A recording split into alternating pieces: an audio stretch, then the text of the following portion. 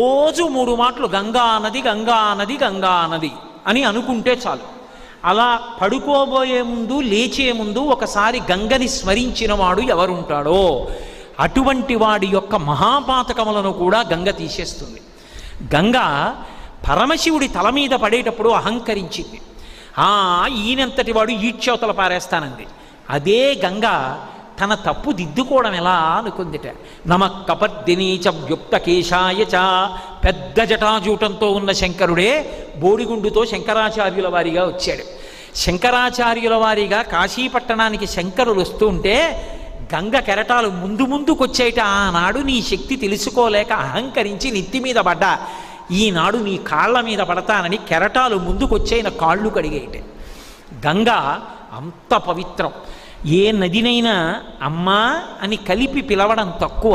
యమునమ్మ ఏదో